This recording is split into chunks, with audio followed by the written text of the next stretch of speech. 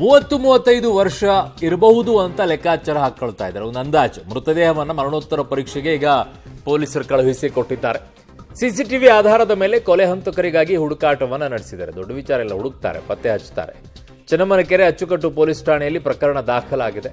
ಯಾಕೆ ಇನ್ನೂವರೆಗೂ dog squad ತಗೊಂಡು ಹೋಗಿಲ್ಲ ಅಲ್ಲಿಗೆ? ಡಾಗ್ ಸ್ಕ್ವಾಡ್ ತರಬೇಕಾಗಿತ್ತಲ್ಲ. ಆ ಸ್ಮೆಲ್ಲನ್ನು ಹಿಡ್ಕೊಂಡು ಹೋಗ್ತಾ ಇದ್ರೆ ಅದು ಹಿಡ್ಕೊಂಡು ಹೋಗಿರೋದು. ಅದು ಏನಕ್ಕೆ ತರಲಿಲ್ಲ ಏನಪ್ಪ? ಕೆಲವೊಂದು ಟೈಮಲ್ಲಿ ಪೊಲೀಸರು ವಿಚಿತ್ರವಾಗಿ ಆಡ್ತಾರೆ. ತಂದಿದ್ದಿದ್ರೆ ಅದು ಸ್ಮೆಲ್ ಮೇಲಾದರೂ ಕಂಡು ಹಿಡ್ಕೊಂಡು ಹೋಗಿರೋದೇನೋ. ಬಟ್ ಕೆಲವೊಂದು ಟೈಮಲ್ಲ. ನನ್ನ ಸಹೋದ್ಯೋಗಿ ಕ್ರೈಮ್ ಬ್ಯೂರೋಯಿಂದ ನರಸಿಂಹಮೂರ್ತಿ ನನ್ನ ಸಂಪರ್ಕಕ್ಕೆ ಸಿಗ್ತಾ ಇದ್ದಾರೆ.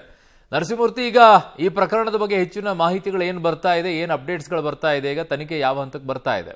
ನರಸಿಂಹಮೂರ್ತಿ. ಅರುಣ್, ನಿನ್ನೆ ಮಧ್ಯರಾತ್ರಿ ಚನ್ನಮ್ಮನಕೆರೆ ಪೊಲೀಸ್ ಠಾಣಾ ವ್ಯಾಪ್ತಿಯಲ್ಲಿ ಕಸದ ಲಾರಿಯೊಂದರಲ್ಲಿ ಮಹಿಳೆಯ ಶವ ಪತ್ತೆಯಾಗಿರೋದು. ಒಂದು 25ರಿಂದ 30 ವರ್ಷ ಅಂತೇಳಿ ಅಂದಾಜಿಸಲಾಗ್ತಿದೆ. 1:45 ಸುಮಾರಿಗೆ ಸಾರ್ವಜನಿಕನೊಬ್ಬ ಕಸದ ಲಾರಿಗೆ ಕಸವನ್ನ ಹಾಕೋದಕ್ಕೆ ಬಂದಂತಹ ಸಂದರ್ಭದಲ್ಲಿ ಆ ಮೂಟೆಯನ್ನು ಗಮನಿಸ್ತಾನೆ. ಆ ಮೂಟೆಯಲ್ಲಿ ಈ ಕೈಕಾಲುಗಳು ಒಂದು ರೀತಿ ಅನುಮಾನ ಬಂದು ಆ ಚೀಲವನ್ನು ಬಿತ್ತಂತಹ ಸಂದರ್ಭದಲ್ಲಿ ತಲೆ ಕೂದಲು ಕಂಡಿದೆ. ಕೂಡಲೇ ಆತ ಪೊಲೀಸರಿಗೆ ಮಾಹಿತಿಯನ್ನು ಕೊಟ್ಟಿದ್ದಾನೆ. ತಡರಾತ್ರಿಯೇ ಪೊಲೀಸರು ಆ ಸೋಕೋ ಟೀಮ್ ಜೊತೆಗೆ FSL ಟೀಮ್ ಮತ್ತು ಡಾಗ್ ಸ್ಕ್ವಾಡ್ ಇವೆಲ್ಲವನ್ನು ಕೂಡ ಕರೆಸಿದ್ದಾರೆ. ಮತ್ತು ತಡರಾತ್ರಿಯೇ ಆ CCTVಯನ್ನು ಗಮನಿಸಿ ಆ ಸಾರ್ವಜನಿಕ ಕೊಟ್ಟಂತಹ ದೂರಿನ ಆಧಾರದ ಮೇಲೆ FIR ಅನ್ನು ಕೂಡ ದಾಖಲು ಮಾಡಿಕೊಂಡಿದ್ದಾರೆ.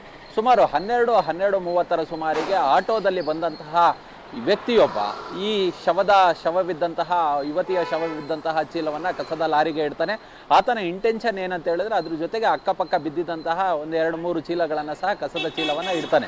ಯೂಶುವಲಿ ಆ ಕಸದ ಲಾರಿಯ ಹಿಂಭಾಗದಲ್ಲಿ ಇಡ್ತಕ್ಕಂತಹ ಕಸ ಏನಿದೆ ಅದು ಒಳಭಾಗಕ್ಕೆ ಆಟೋಮೆಟಿಕ್ ಎಳ್ಕೊಳ್ಳುತ್ತೆ ಆನ್ ಆದಂತಹ ಸಂದರ್ಭದಲ್ಲಿ. ಹೀಗಾಗಿ ಗೊತ್ತಾಗೋದಿಲ್ಲ, ಡಂಪಿಂಗ್ ಯಾರ್ಡ್ಗೆ ಹೋಗ್ಬಿಡುತ್ತೆ ಅನ್ನೋ ಒಂದು ಇಂಟೆನ್ಷನ್ ಅಲ್ಲಿ ಆತ ಕಸದ ಲಾರಿಯಲ್ಲಿ ಇಟ್ಟಿರಬಹುದು. ಒಬ್ಬನೇ ಬಂದು ಈ ಒಂದು ಕೃತ್ಯವನ್ನು ನಡೆಸಿದ್ದಾನೆ. ಅದೆಲ್ಲವೂ ಕೂಡ CCTVಯಲ್ಲಿ ಸೆರೆಯಾಗಿದೆ. ಇವತ್ತು ಪೊಲೀಸರು 2 ಟೀಮ್ಗಳನ್ನು ರಚನೆ ಮಾಡಿದ್ದಾರೆ. ಯಾರು ಏನು ಎತ್ತ ಅಂತೇಳಿ ಪತ್ತೆ ಮಾಡೋದಕ್ಕೆ.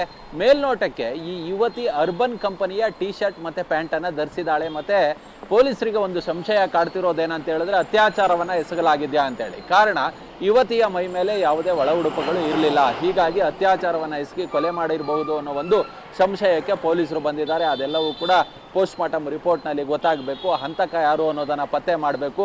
ಹಂತಕ ಬೇರೆಲ್ಲೋ ಕೊಲೆ ಮಾಡಿ ಚನ್ನಮ್ಮನಕೆರೆ ಪೊಲೀಸ್ ಠಾಣಾ ವ್ಯಾಪ್ತಿಗೆ ತಂದು ಬಿಸಾಕಿ ಹೋಗಿರುವ ಶಂಕೆಯನ್ನ ಇದೀಗ ಪೊಲೀಸರು ವ್ಯಕ್ತಪಡಿಸ್ತಿದ್ದಾರೆ. ಅವರು ಓಕೆ ನರಸಿಂಹಮೂರ್ತಿ, ನಿಮ್ಮೆಲ್ಲ ಮಾಹಿತಿಗೆ ಧನ್ಯವಾದಗಳು.